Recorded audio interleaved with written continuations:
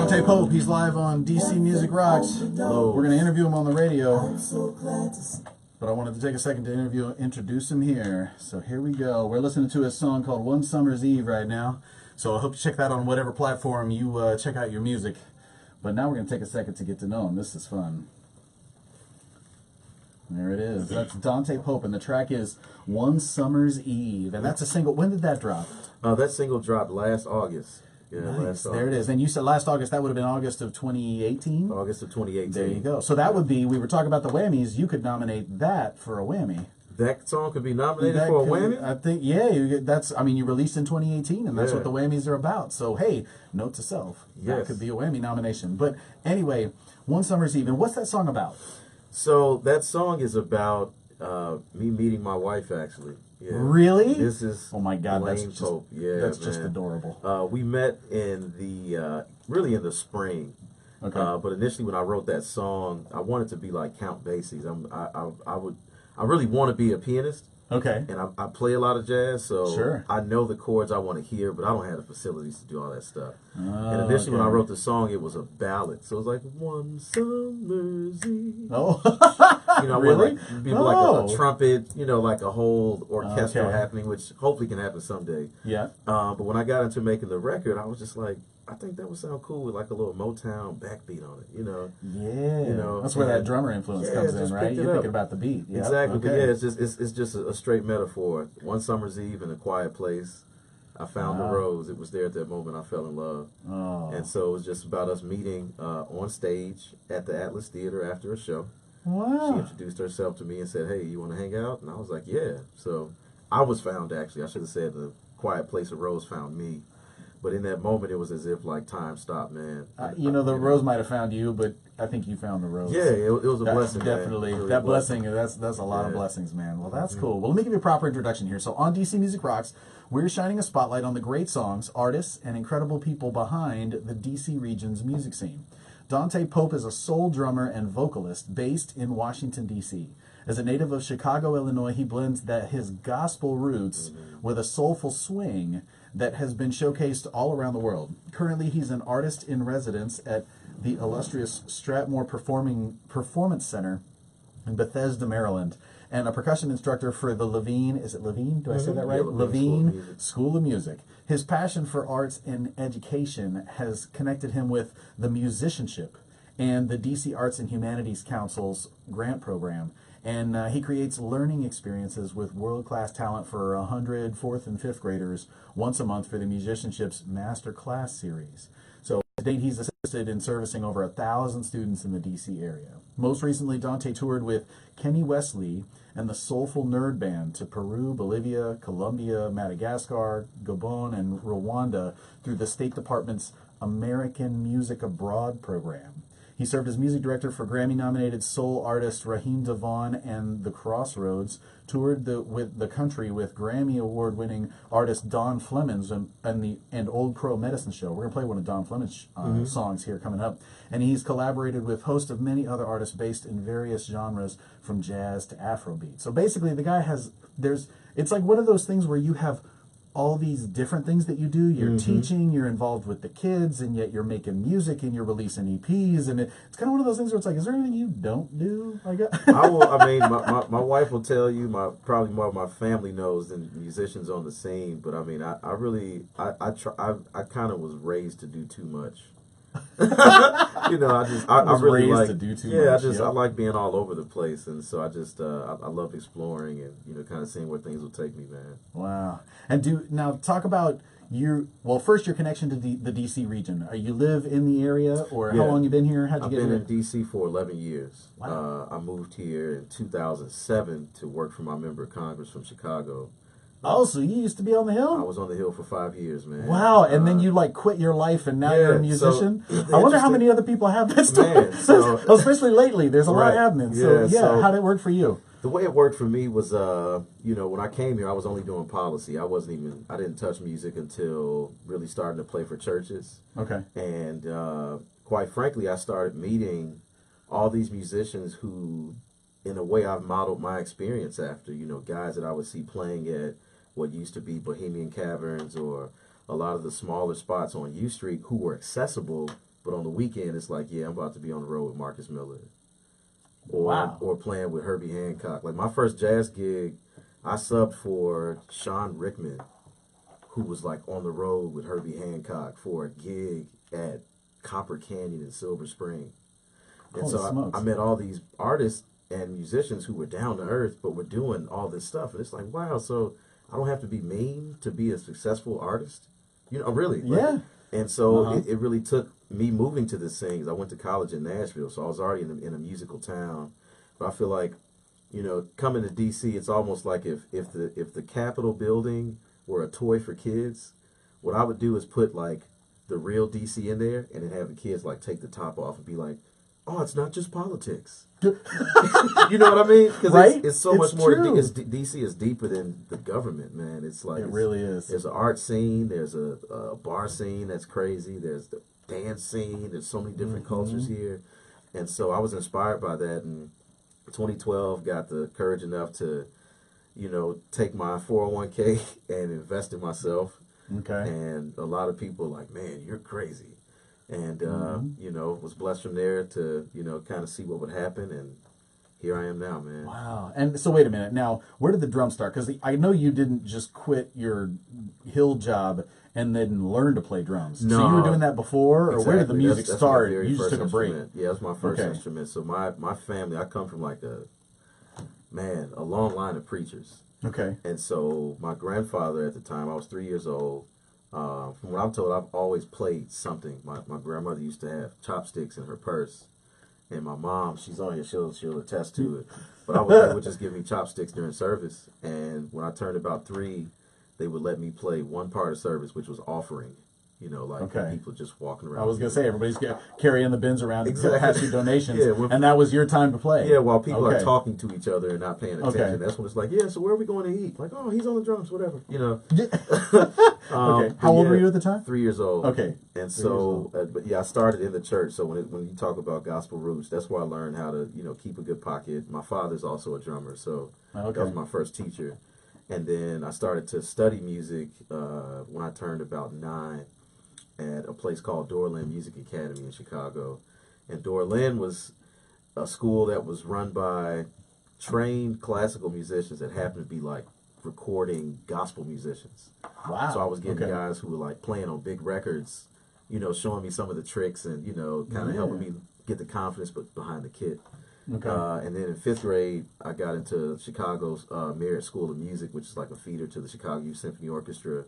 And it was there where, I mean, from 10 to 18, I was studying percussion. So all the percussion. So it's not just drum set. No, we're talking timpani and xylophone and marimbas and all djembes and, you know, all that stuff. All that good stuff. And so I went to college in Nashville, and a lot of my mentors were like, you know, you're kind of bright, man. This music thing isn't. I don't think that'll work. So, you know. Wait. Yeah, I don't think that's going to work because you're like, kind of bright? Yeah, it's kind of bright. You know, you think about going to law school, you could talk well. They're discouraging you. Exactly. Oh, man. So what I did... Talk about mixed message. Exactly. So I was like, you know what, man?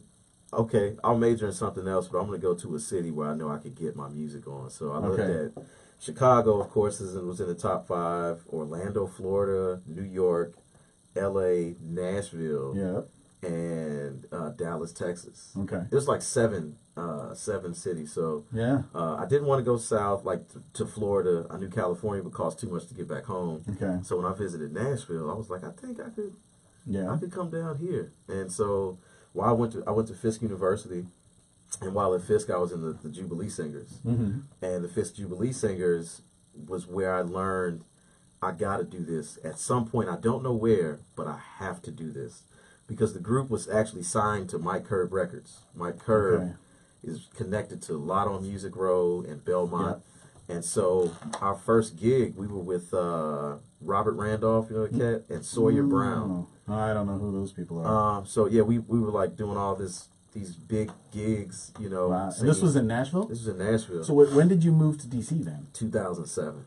So that 2000, and you went to Nashville when? From 2004 to 2007. Okay, and then you came to DC, and so that you were switching out of music when you came to DC? No, I majored in political science in college.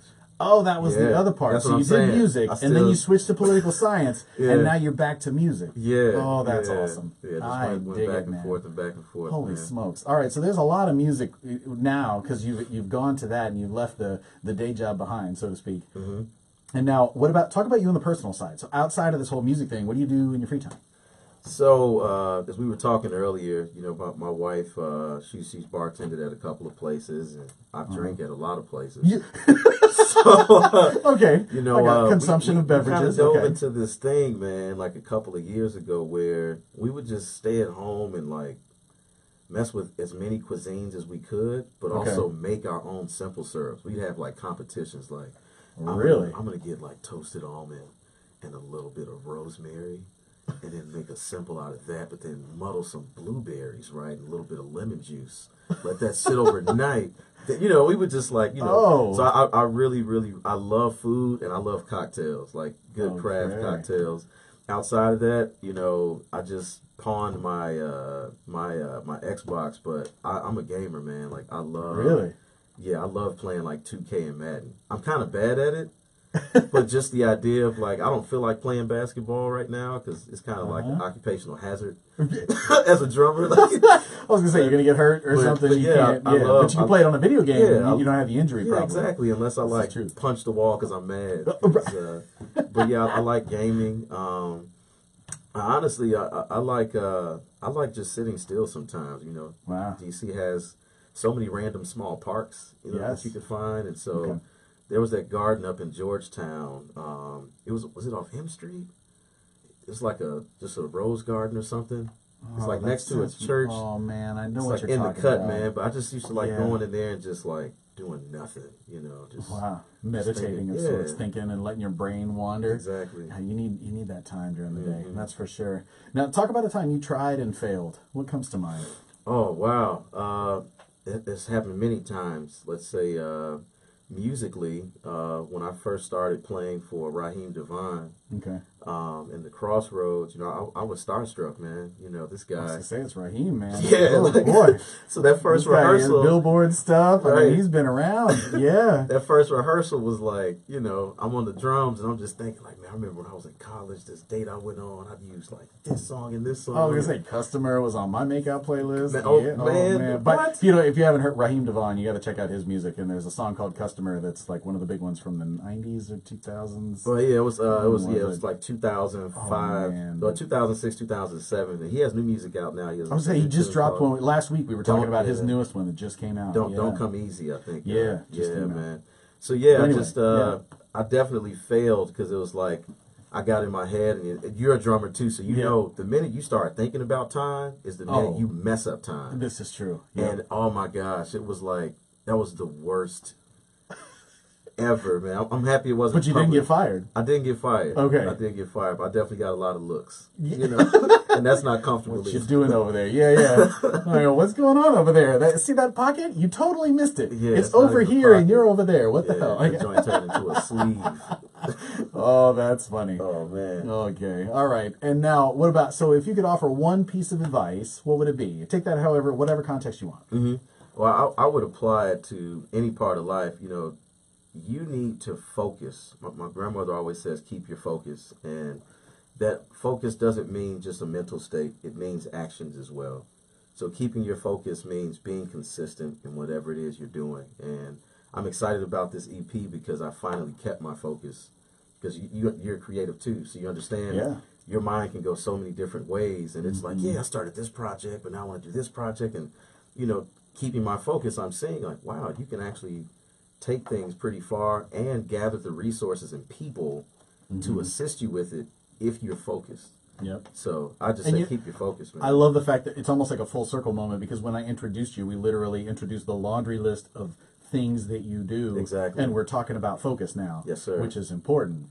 And so right now the focus is the EP, which is now out and dropping. And just that focus, it's awesome to hear you say that because, yes, focus is super important. Yeah. You focus on that one thing and you move that forward. And you just keep moving that forward instead of doing, it's also really hard as a creative, you're right, because there's so many other, for me, you got DC Music Rocks, we've got this podcast, and then I'm also the drummer in a band, and then there's like there's so many things that you would want to do, but in order to actually do something, you got to focus. So can I add, how do you do it? Because I mean, you managing a lot. Do you do a lot of writing? Do you keep it all up here, or? Get everything out of your head. If I could offer one piece of advice, it would be write everything down and come up with an organized way to get it out of your head. And that way you can you can keep it all, because you can't remember everything. So as long as you write it down and you got an organized system for how to write it down, it's one of the things. I used to teach 7 Habits of Highly Effective People. I used to teach the training classes for that. Wow. So that was one of the things for me was actually really learning some of this stuff, like how do you really be effective and stuff. And that would, I mean, I get it. For me, it was a big thing. Who was that book by? Oh, that's by, you know, it's funny when you put me on the spot.